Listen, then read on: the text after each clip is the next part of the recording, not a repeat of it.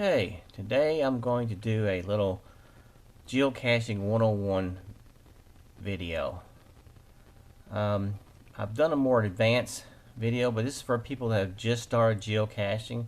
Just a simple, how do I put coordinates in my GPS for a cache or two.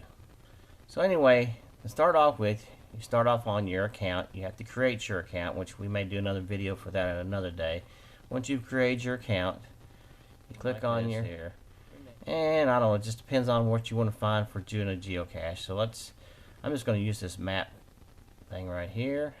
I'm just going to look around. Like I say, my home area is Elizabethtown, and I'm going to use one of my caches just to keep it simple. Let's say this cache right here we want to go look at. So click on this, and you'll get this box right here. Okay, you just go ahead and click on that. Okay, there's where you'll see the information that you need to know. Okay, starting off, like I say, all you need is this coordinate that's sitting right in here. This coordinate right here.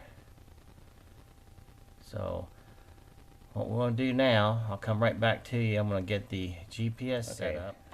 Excuse me for my GPS because it's a little bit worn. Basically what we're going to do is we're going to hit the mark key, mark, and you'll see this pop up like this. And what this is just mark where I'm at right now. So what you're going to use this for is to put the coordinate in there. So what you're going to do now is use this button in the middle here to go up to this coordinate and hit enter, the enter button here. Now you can enter your own coordinate. Of course, it's going to stay whatever the north, unless you're going way a long ways. You need to leave that alone. So use this first thing just to advance it over. So keep on hitting the enter button. And that first digit is going to be pretty much the same. Let's go back over here again, and you see the first couple of digits there, 3743. So most likely this is going to be the same thing in here. So let's see, 3743. Now this is where it's going to change. And mine says 889, so let's go up here to this one. It says 609. So we're going to put 609. Go back down here again now because you're in the west. So go hit because that first couple of digits, 085, is pretty much going to be the same because that's a long ways away. Okay, so then you go 08550.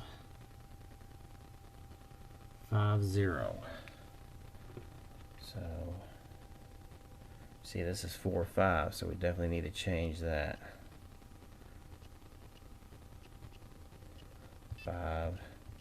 50. Now the last part of it is, see here, 170. So go back down here and put in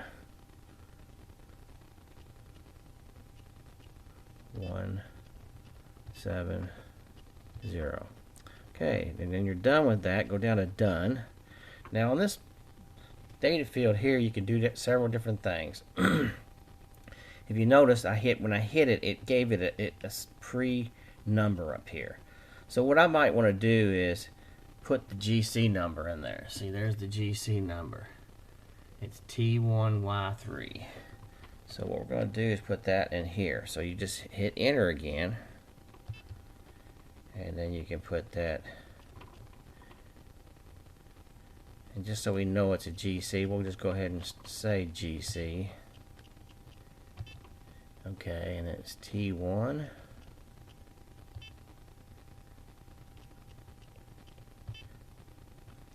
Y3.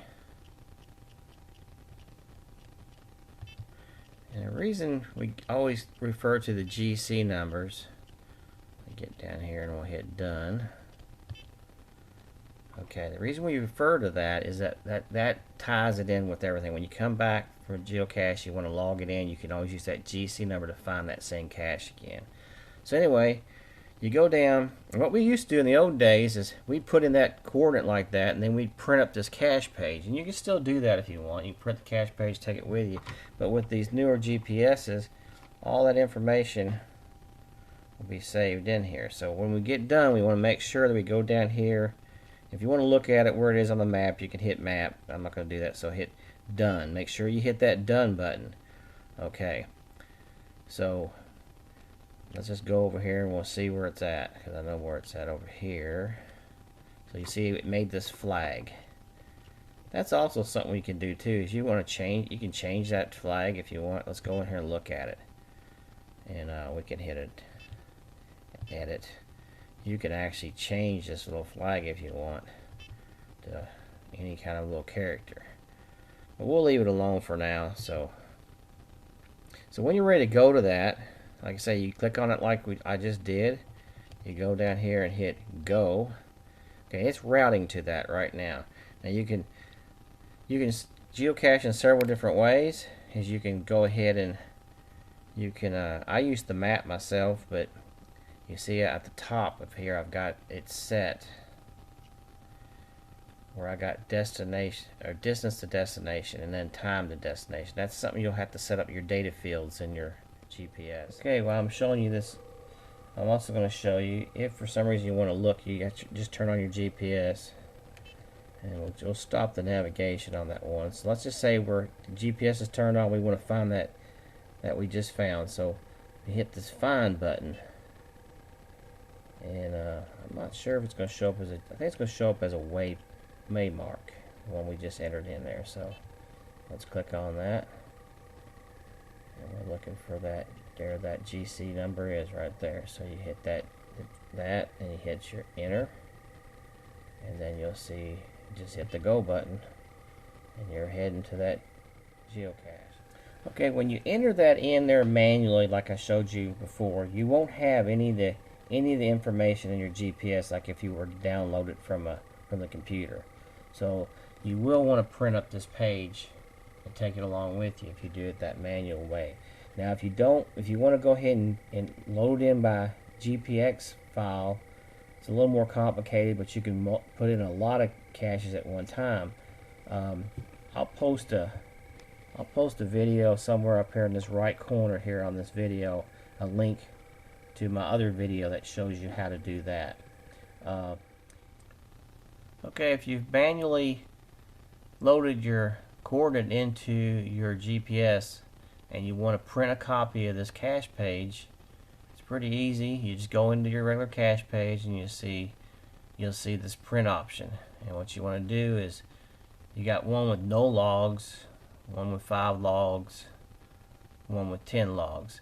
What I suggest is that you print one with at least 5 logs. That way, sometimes those logs will help you out a little bit finding the cache. Sometimes you'll have your hint, and you might want to go ahead and descramble the hint too. If you want to do that, go ahead and hit this decipher. That way, it's already descrambled when you print it. Otherwise, you're gonna have to do that in the field.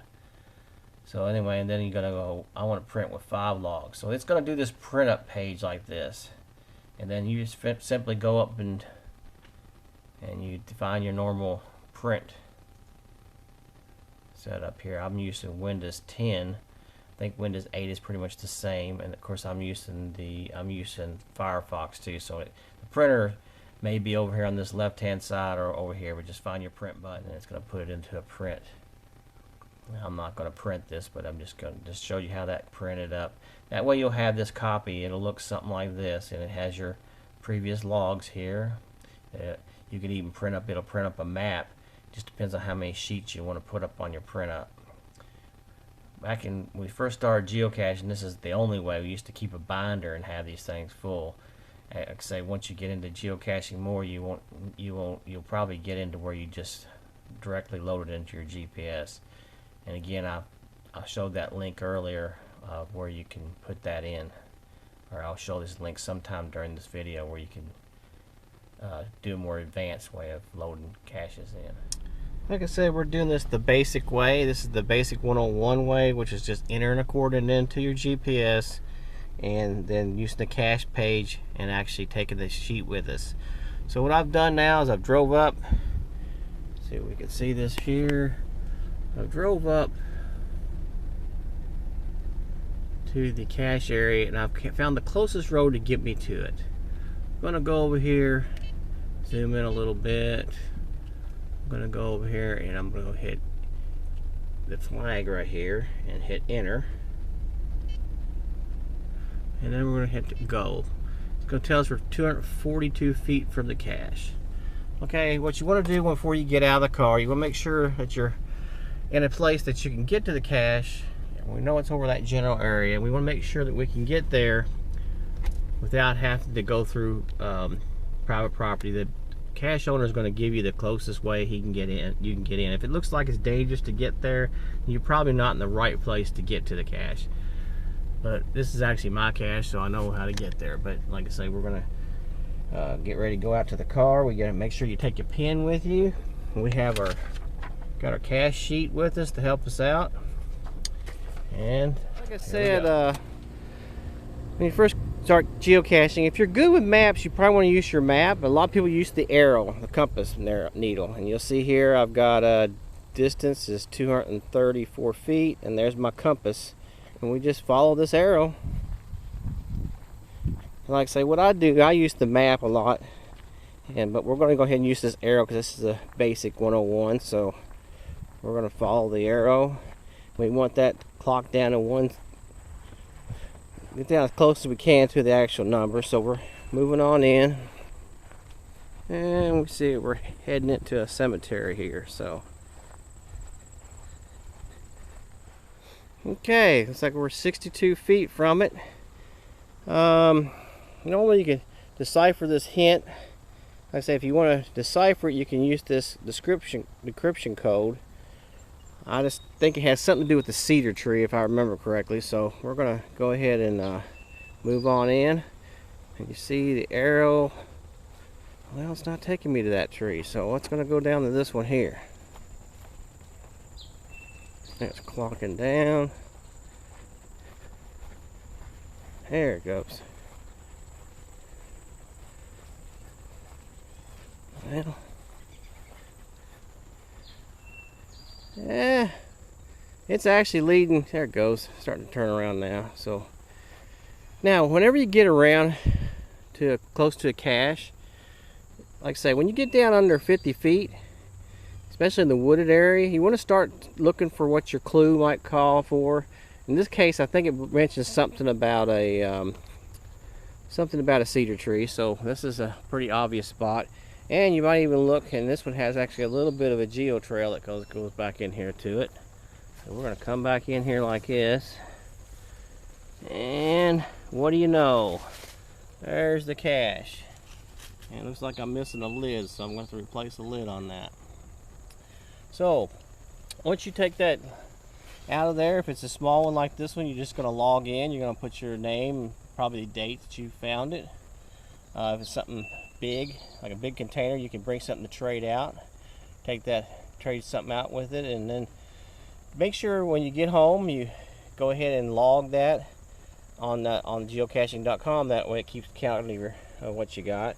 Like I say, here's our cache page. If we had trouble finding this, we could have, let's see, we could have read a little bit about it here on the cache page.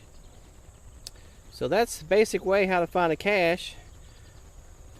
Go out there to do it the basic way, and then once you get a little bit better at it, you can load more caches. And like I say, I'll show another video. I got a video on how to load in those multiple caches at one time.